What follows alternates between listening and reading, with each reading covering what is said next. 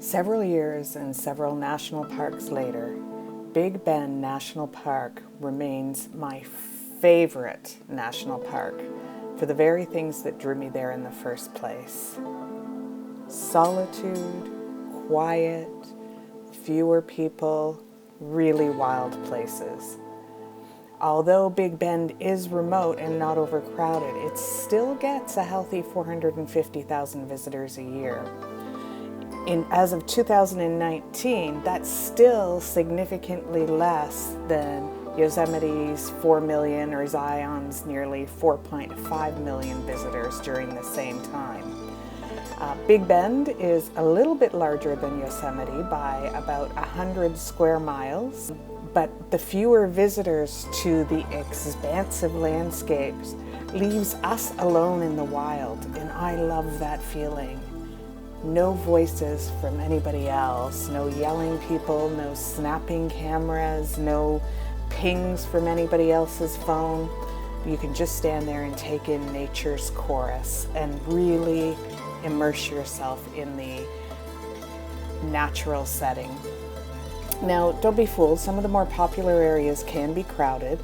I never got to hike Lost Mine Trail because I could never get a parking space there. Instead, I explored several of the less popular locations, and I never saw a soul the entire distance I hiked. A little bit scary, but also totally awesome. And the geography of Big Bend National Park is different everywhere you look. It's varied. If you want greenery and cool mornings, wander through the Chizos Mountains. The highest peak there reaches 7,825 feet. Flowers, the spring that I was there, it was a massive bloom and the flowers were everywhere. It was beautiful. And here is the largest protected piece of the Chihuahuan Desert. So there's certainly lots of desert flowers to appreciate, desert blooms. If you're hot, go to the Rio Grande. It's where you will experience the absolutely stunning beauty of Santa Elena Canyon. Also cross the river into Mexico for the day. And that's a whole other trip and definitely one of those things you should do once. If you're tired from all the hiking that you've done in this park, drop by the hot springs and relax in the naturally 105-degree water along the north banks of the Rio Grande. Historians and geologists will have much to enjoy here as well. There is lots of history and the geology, as I said, is varied. So where is Big Bend National Park? It's in the southwestern part of Texas. Basically, if you look at a map between San Antonio and El Paso, and after a series of rough and winding roads, you'll find it right along the U.S.-Mexican border.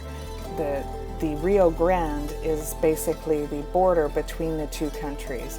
I actually drove along the border from Laredo, and the drive was a lot more interesting than taking the main freeway. But if you do this, plan your fuel stops accordingly, because there are stretches without anywhere to fill up. If you like having services nearby, you should take the main highway and then drop south into the park. There is several camping spots near Big Bend. I had a bit of trouble finding somewhere that offered me the internet I needed for working, so that reduced the choices that I had. And at the time I went, the campgrounds were very full, but I did manage to get a spot at Studi Butte RV Resort. The owners are very friendly, very nice, very helpful. I can highly recommend it. The choices are, they're pretty much parking lots. And also, if you need internet for work as well, I found that it worked best early morning until about 11 a.m. And then the internet got very spotty and unreliable. And that was the campground internet as well as my own, which was Verizon at the time. And I think that's because in the heat, people come back to their camp spots to relax in the air conditioning.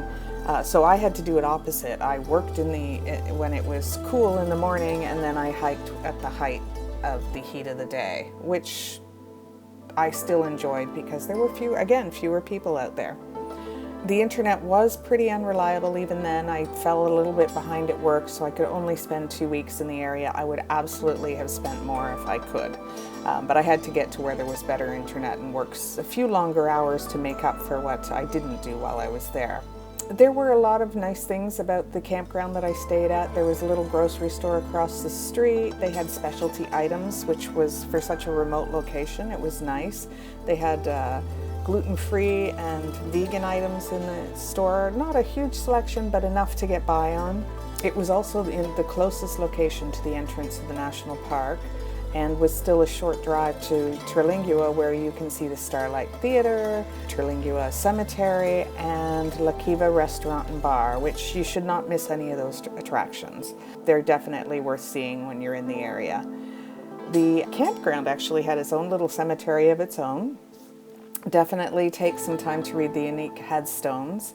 I'm not sure if they're actually on the campground property or just along the border of it. I also experienced my first dust storm here, and if you want to watch the sunrise, it's kind of fun to climb the little hill, which is very easy to do in the early morning hours, and watch the sun come up. There is fuel in town in Studi Butte, Terlingua. It's just a couple minutes down the road. You can get some breakfast in the diner there as well. I think there's a campground at that location too. And there's also a gas station in the park at Panther Junction. Obviously, expect to pay more at both fuel stations because of the remote locations and the lack of competition in the area. Definitely visit the Outfitters between Studi Butte and Terlingua along that road there.